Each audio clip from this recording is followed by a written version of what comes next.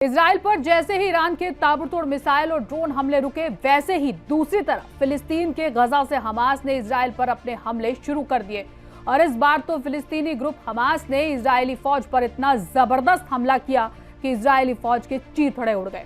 Israel से cease fire होने के कुछ ही घंटों बाद ईरान ने जैसे ही अपनी मिसाइलें रोकी, उसके बाद से ही गजा में हमास ने मोर्चा संभाल लिया। और हमास ने जो बमबारी की वो इतनी खतरनाक थी कि इसमें इजराइल के 7 फौजी हलाक हो गए और 17 से ज्यादा जख्मी हो गए। नाजरीन, हमें ऐसा खदशा है कि सच्ची खबरें दिखाने में हमें जल्द ही चुनौतियों का सामना करना पड़ सकता है और हमारे YouTube चैनल तहजीब टीवी को टर्मिनेट भी किया जा सकता है। इसीलिए आपसे गुजारिश है कि हमारे नए चैनल जिसका नाम है तहजीब टीवी ऑफिशियल, आप उसे अभी सब्सक्राइब कर लें, ताकि अगर हमारा ओरिजिनल चैनल तहजीब टीवी किसी भी वक्त टर्मिनेट हो जाए तो आप आसानी से हमारे बैकअप चैनल से जुड़ सकें। हमारे नए चैनल तहजीब टीवी ऑफिशियल का लिंक डिस्क्रिप्शन में दिया गया है। शुक्रिया।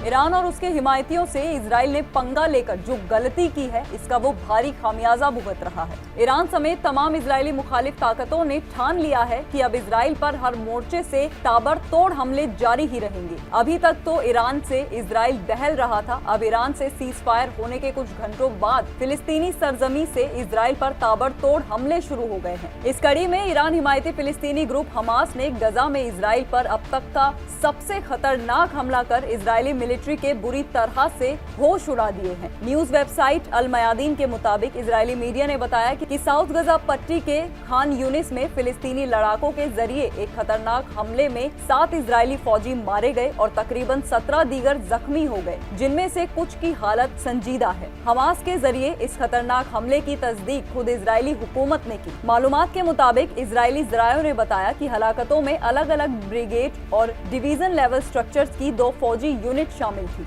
रिपोर्टों ने यह भी इशारा दिया कि जंग के मैदान में कई फौजी अभी भी लापता हैं, जिनकी किस्मत को लेकर संजीदा फिक्र जताई जा रही है कि वो जिंदा भी हैं या नहीं। इजरायली मीडिया ने इस हादसे को समझना मुश्किल बताया, क्योंकि मारे गए और जख्मी दोनों ही 2 अलग अलग यूनिट से थे। रिपोर्ट्स में बताया गया कि फिलिस्तीनी लड़ाकों ने इजरायली फौज पर एक खतरनाक घात लगाकर हमला किया था, जिसमें फौजियों के अंदर रहते हुए ही प्यूमा किस्म के बख्तरबंद पर्सनल गाड़ी में धमाका कर आग लगा दी गई थी। धमाके के 22 गाड़ी में आग लग गई। तमाम फौजी अंदर थे, जिसके नतीजे में सभी 7 फौजी आग में जलकर मर गए, उनके चीथड़े उड़ गए। हादसे की संजीदगी के 22 लाशों की पहचान के अमल में कई घंटों की देरी हुई। बता दें कि खान यूनिस में घात लगाकर किया गया हमला हाल के हफ्तों में इजरायली कब्जे वाले फौज के लिए सबसे घातक हादसों में से एक है। धमाके में मारे गए इजरायलियों के अलावा उसी दिन उसी इलाके में एक अलग टकराव के दौरान 2 दीगर फौजी जख्मी हो गए, जिनमें से एक की हालत गंभीर बनी हुई है। इजरायली मीडिया आउटलेट्स ने इस हादसे को गजा में इजरायली फौज पर बढ़ते दबाव की